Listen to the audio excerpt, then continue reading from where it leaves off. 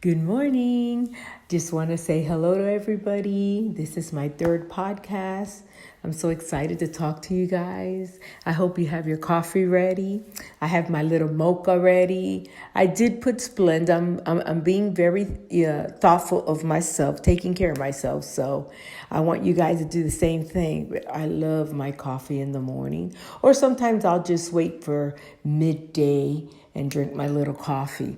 But I just wanted to share a few thoughts with you. The last time we spoke, I said that I wanted to talk about our self-worth. What is your self-worth? And it's a conversation should be had, especially at this moment. I don't want to spend the whole podcast talking about the coronavirus because we know it's out there. We know we have to be diligent. We know we have to take care of ourselves and do what they tell us to do so we can be healthy and others can be healthy.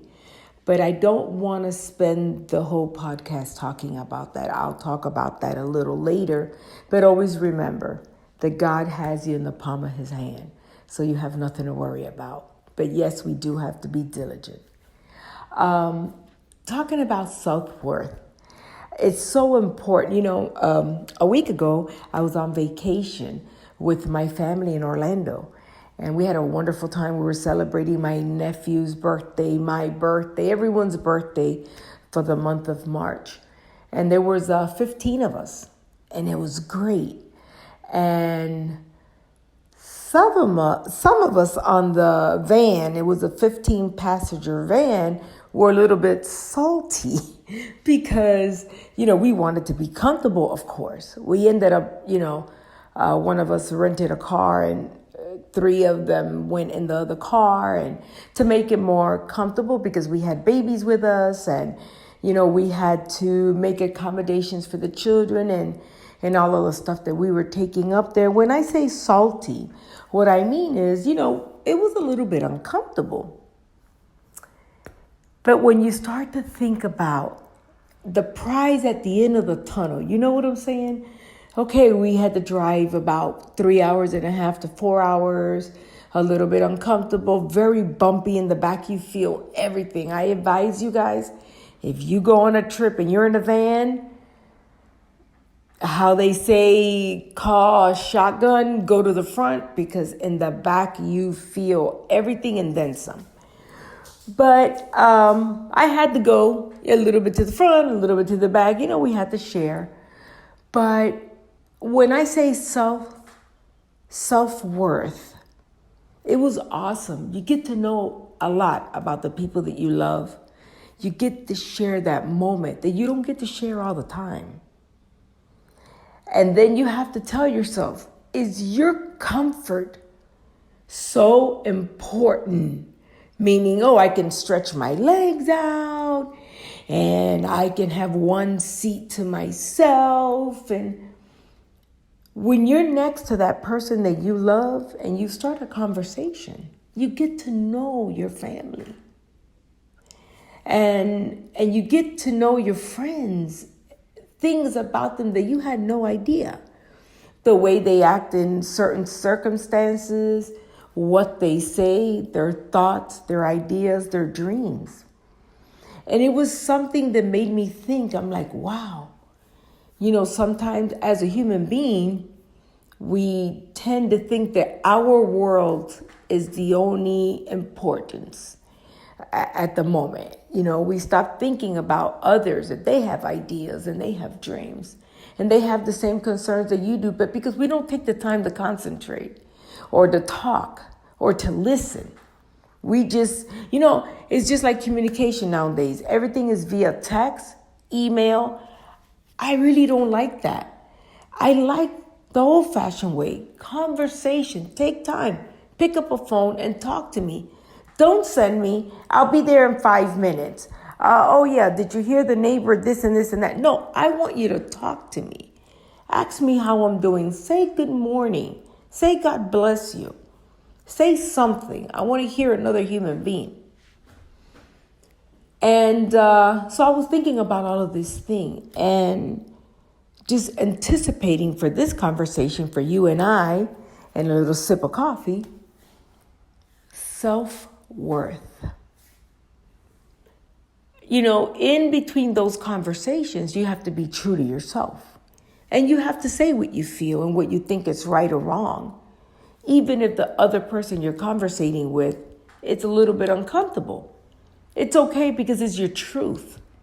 As long as you're not disrespectful and you're not purposely trying to hurt anyone's feelings, you have to be honest.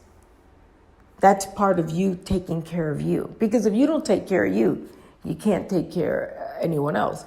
There's a difference of having self-worth, taking care of yourself, than being selfish. There's two different categories there. But I want to talk about the good one, about what it is to think about yourself. Give you an example. A lot of friends of mine, we women, we get together. We love to sip on our little tea and our little coffee. And we have conversations. And one of the things is you hear the same story over and over and over. And I want you to know this happens to men too. They might not sit around and sip coffee or sip tea, but they have the same feelings. When they're in a relationship and they give and they give and they give, and the other person clueless, doesn't see because they don't care. But it takes you to care for you. It takes you to wake up and say, I'm important. I can't allow this because I'm going out of my way and then some for them to notice me, to see me, and they don't see me. And I've been there. I am preaching the preach. I've been there where I've been in a relationship where I was told it was over, but I thought that if I did everything in my power for that man to notice me, to see me, to acknowledge me.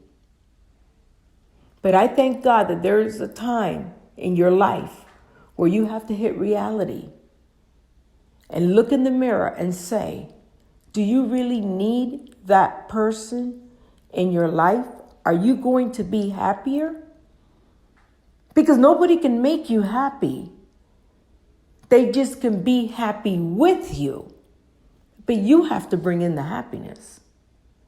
And we really believe I can't be without this person because I'll never be happy again. And that's not true. Someone can be a part of your happiness, but you have to be happy already with yourself before you can make anyone else happy. That's just a proven fact. You can't be depressed and miserable and expect someone else to make you come out of that hole. You got to bring yourself out of that hole. So I started to think about that. How can I explain to my friends that listen to me and talk with me what it is, what I'm trying to say about self-worth? How can I tell them? Well, I can only tell you through my experience. And my experience was, man, that was way below what I did. I would dress a certain way he wanted me to dress. I would do my hair a certain way, the way he wanted it to see it. And mind you, don't misunderstand me. If you're in a relationship and you like your hair long and the person you're with goes, I love your hair long, then why cut it because you think that you need that change? If they're telling you look beautiful with your long hair, it's okay. But don't go cut it because they like short hair. Cut it because you want short hair. And as you're wearing your short hair or your long hair, whatever your choice may be, look nice. I'm not saying that you're going to walk around not looking nice because you have to keep that person interested. That's a different story. What I'm talking about is I've heard of women dyeing their hair, cutting their hair, doing the makeup. They never like red lipstick. They put on red lipstick because that's all he likes, even though it doesn't look good on her. But then when he's gone, you got all this red lipstick, You got this short hair, it's going to take a year or two to grow. Or you got this long hair that you've grown for 5 years because that's what he wants. Or you put chemicals in your hair and you straighten your natural hair because that's what he wants. Or you put chemicals in your hair because he wants curly hair. What do you want? What's important for you? And that's what self-worth is about. Loving yourself, taking care of yourself. Because if you love yourself and you take care of yourself, you're going to be better for those that are around you that love you and care for you. Not too long ago, I was in the hospital. I was not taking care of myself. I wasn't being obedient to a lot of the things the doctor was telling me. Listen, I'm a woman of faith. I walk by faith. I don't tell people, oh, I have this or I have that. Oh, I'm a sick woman. No. What I tell people, I am a woman in recovery. I am a woman that I know that God has done what he had to do for me, and you'll see it later. That's the way I see it. I don't need to go into details, all the things that they tell me that I have, because I am obedient. I take my meds. I take care of myself now. But walking with faith, that's who I am. So there was a time that I wasn't doing that. You know, I'm okay. I don't really need this medication. And unfortunately, I had an incident. I had to end up in the hospital. And when I was there, I remember one of my pastors, and I want to shout out her name, Pastor Iris. God bless her. She said to me, Judy, take this moment that you're alone in the hospital. And I know you don't like to be here. And I know you don't sleep that well. Turn off the TV. Turn down the lights. Listen to music. Preferably if you want Christian music, soft, inspiring music. Take time to talk to God. Guys, it was the best medicine I ever had. I turned on that phone. I listened to soft Christian music, my choice. It was like if someone was lifting me off the bed, literally. It was so relaxing. And I took time to talk to God, and I said, I have to take care of my kids. My family needs me. My group in church needs me. I need me to be well. I want to be well. Tell me what I'm doing wrong. And I'm not saying that everybody that's sick is doing something wrong. I'm talking about me. I knew I wasn't doing things the way it should have been done. But I wanted his guidance. I wanted him to tell me, what do I need to do to make things different? Because I love myself.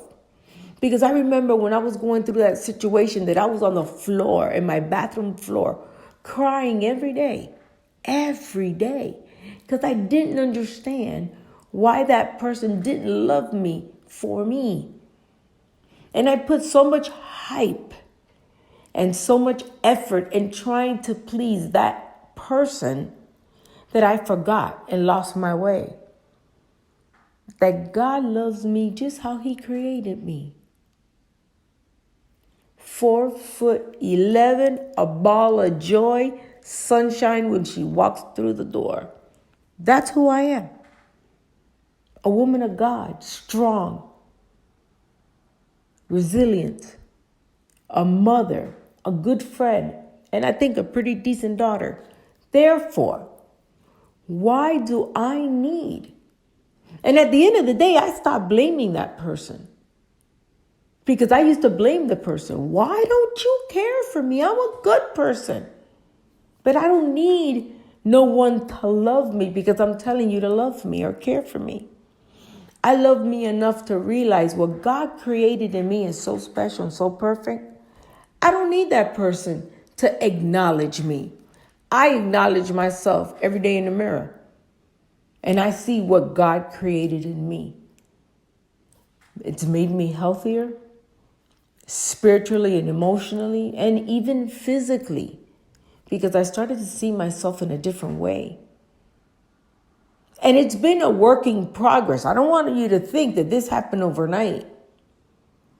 This has been a working progress. And one of the things that has helped me a lot has been this group that I go to called Life in my church. And I have been able to see myself through the lessons, not what they're telling me. Because the great thing about this, I have to investigate me. I advise you girls, you guys out there, investigate you. Look for your self-worth. One thing I can tell you to start you off, and I guarantee you, if you believe this, everyone has to believe it. Everyone. Love what God created in you. There is no other. There is no other DNA like you spiritually. He created you so perfect.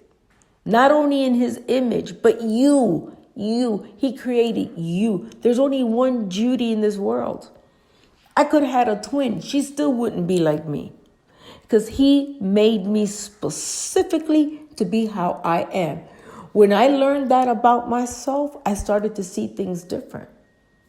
And if you think you love somebody and they don't love you back, it doesn't mean that that person is not a good person. They're just not the one for you. It's okay. Move on. Love you first. Be happy with you first. I had a friend of mine ask me, Judy, you've been alone for a while. I go, I'm not alone.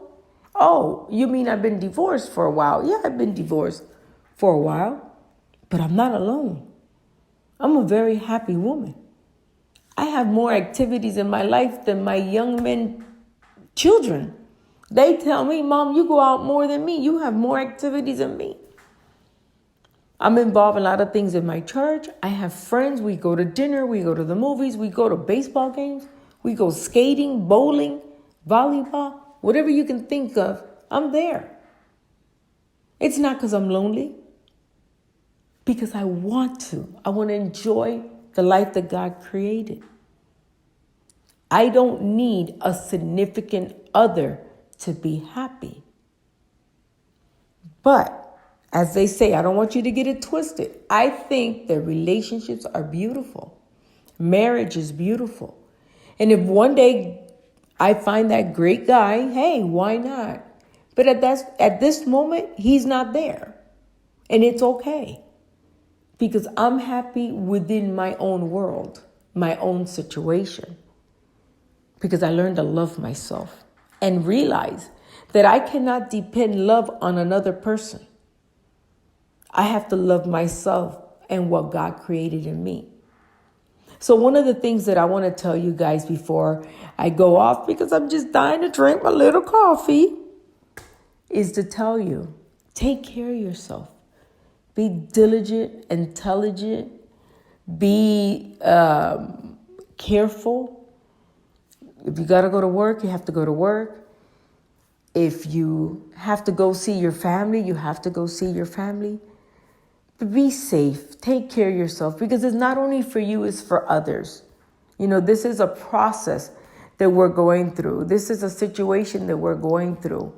And we can all be okay if we follow the rules that we're supposed to follow. I love you guys. I will be having another podcast this week. I just wanted to say God bless, be safe, and I'll see you soon. Oh, I can't wait to drink this little hot coffee. Bye.